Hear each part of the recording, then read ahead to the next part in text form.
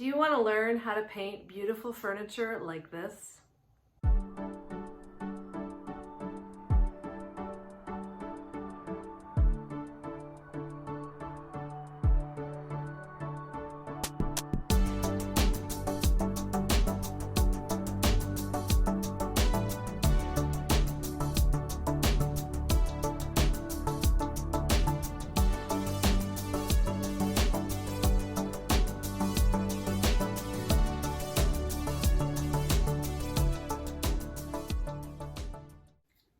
Hello, I'm Christina from The Turned Leg. I love to salvage, repurpose, and create, and help others to do the same. When I first started out with furniture painting, it was like a secret society, and nobody would really share how to do stuff. Luckily, I found some willing people to share some painting secrets, and I've learned a lot. But I think if you're going to paint your own piece of furniture, it shouldn't be a secret. The point of this video is to show you how to get started with using DIY paint to paint your piece of furniture. I will be making future videos and putting them all in one big playlist so you can get everything you need to get started using DIY paint. DIY paint is a clay-based, all-natural paint. It has no VOCs, which means you can paint it indoors and not have to worry about fumes or what you're using. It's also, because it's water-based, it washes off easily and is really easy to use. It also can do some blending and some other things that no other paint can do. Let's get started using DIY paint. Now I know you're excited and you really want to get painting. So this is the trunk I'm going to be working on. But before you jump in and get started, there are 5 things you need to do before you paint. Step 1 is you need to look over your piece. Are there parts that need to be filled in? Is there damage that you need to repair? Are you getting in over your head? Step 2 is you gotta wash your piece. I recommend using Dawn blue dish soap and water in a bucket and just scrubbing everything. That way, in case there's any oils, you can remove them.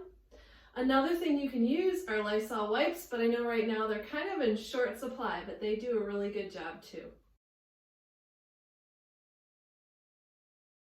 Look at your piece.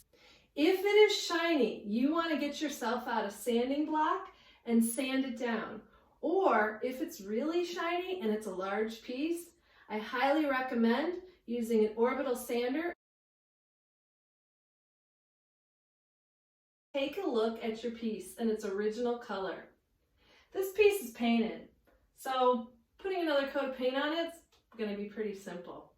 If your piece is wood and it has a red tone to it, you might encounter bleed through. And I will be making a video soon on how to deal with bleed through. It's a common problem. It doesn't happen very often. Priming is a very good option. I love to use Salvation Solution from DIY Paint to prime my pieces when I'm worried about bleed through. The last step is to prepare your workspace. Make sure you have everything you need before you get started painting.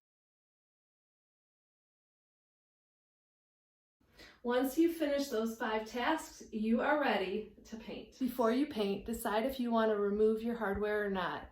If you decide to remove it, a good tip, get a Ziploc bag and put all the hardware inside. You can even label it so you know what piece it goes to.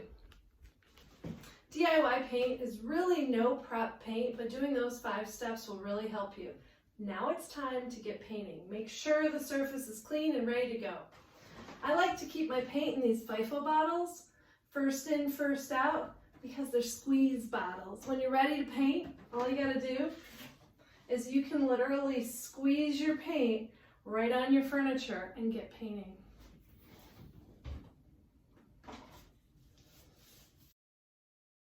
For flat surfaces, I love to use my DIY paint blending brush.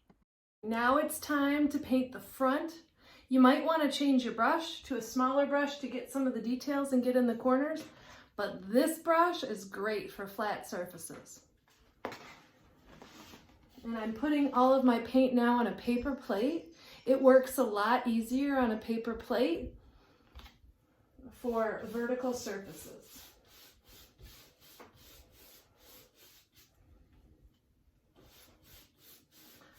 Don't worry as you paint. The first coat doesn't always look that pretty. The second coat will make it look great.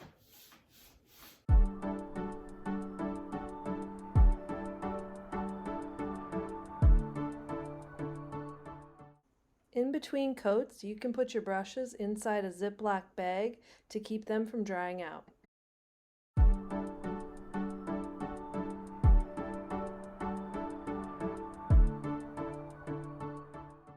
It's really important after you do the first coat to let it dry. Luckily, DIY paint indicates when it's dry because it'll lighten. There's still some spots here and here that need more time.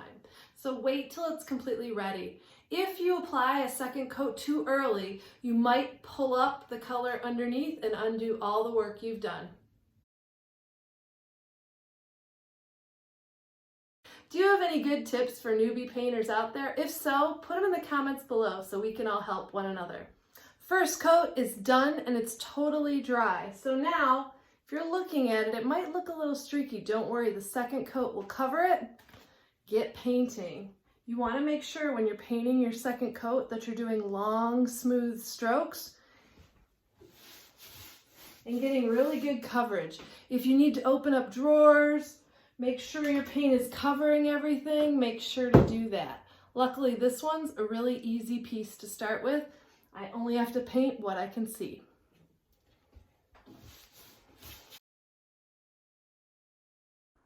See, I'm using a water bottle. If you find your paint is drying out too quickly or is not spreading well, use a fine mist sprayer to help you apply the second coat and get a smoother finish. So now I've showed you how to get at least the paint on your piece. Now you need to decide where to go from there. I will continue to add videos into my playlist to give you everything you need to figure out how to paint furniture.